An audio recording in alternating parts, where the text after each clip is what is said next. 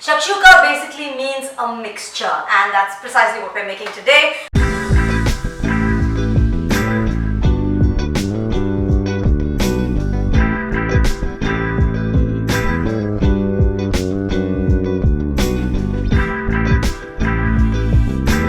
Okay, now shakshuka traditionally does not have any meat in it. What can I say? A little bit of pepperoni can only enhance a dish. So I'm just going to quickly fry that before we begin. Other than this, it's a one-pot dish. Somehow I'm not comfortable with just putting the pepperoni in. I like it to have just a little bit of color before we begin. In the same pan, add a little more olive oil. Add some chopped onions. Let that saute for just a little while. While that is frying, I'm just going to quickly chop up my garlic. Press it down. Okay, add in the garlic. And now I'm adding my red capsicum.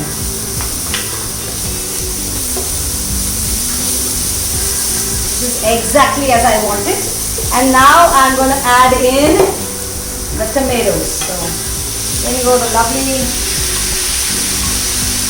red tomatoes. You have all the time to fool around because it's such an easy one-pot dish. Throw in another lug of olive oil. And just let that reduce. Now if you don't want the trouble of chopping tomatoes, you can just quickly put them in a mixie and puree them, that's fine as well.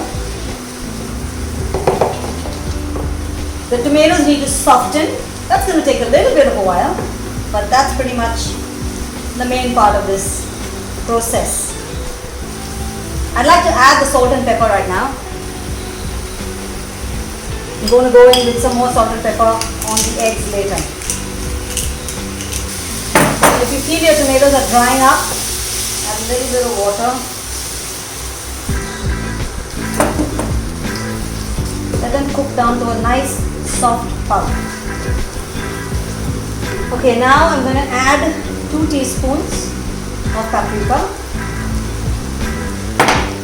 1 teaspoon of cumin or jeera, and half a teaspoon of chili powder. So chili powder, you can reduce it if you don't want it too spicy, you can increase it if you want it more spicy. Now that smells good. That smells exceptional.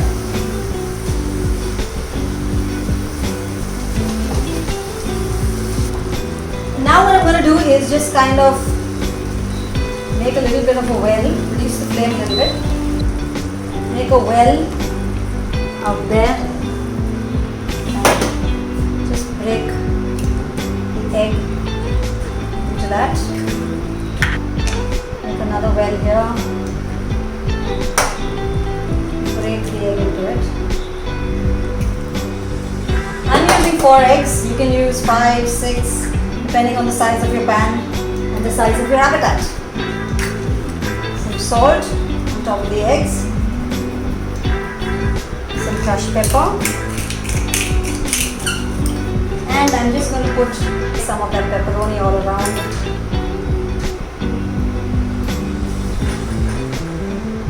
And now you cover this with a lid and cook it for about 5 to 8 minutes depending on how well you want your eggs cooked. So if you want, the whites have to be definitely totally cooked, but if you want the yolks a little bit runny, then around 5 minutes would be fine. Make sure your fire is slow so that the eggs cook gently and the bottom of the shakshuka does not burn. And you can sip a cup of coffee while this is happening. Now you can use just parsley, or you can use just coriander or cilantro, or you can use a combination of both as a garnish. I'm going to do a combination of both. And the reason being that they both add a very different flavor to the shakshuka. Let me go in with my new baby. Okay, so 2 minutes and and you can see that the whites are starting to become opaque. Now you can't have the garlic bread till it's over. The most difficult part of actually cooking in the house is trying to keep everything intact for the photograph and not having the photographer and the audience, that is my son, who would just come in and pick at it while it is in the process of cooking. So if you can see this, it's bubbling away now, but it still has a way to go. Checking it again, the white is set, the yolk is soft, and I'll wait for just 30 seconds more before we switch this off. And then I switch it off, and there it's done. As you can see, the yolks are still runny, but the white is cooked. And the good thing about shakshuka is you can just serve it in the pan itself. It smells awesome. Some of the herbs on top. A few slices of avocado.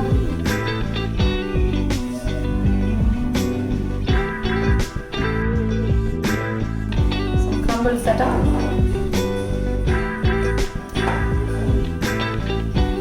Omit this if you don't have it. It's entirely optional. A few more herbs on top once again.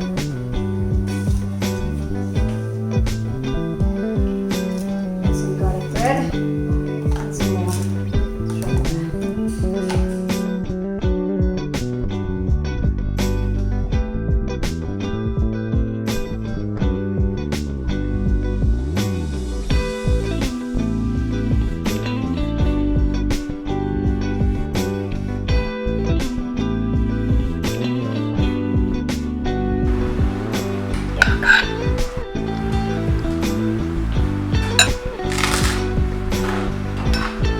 This is the best shakshuka, and that is no egg saturation.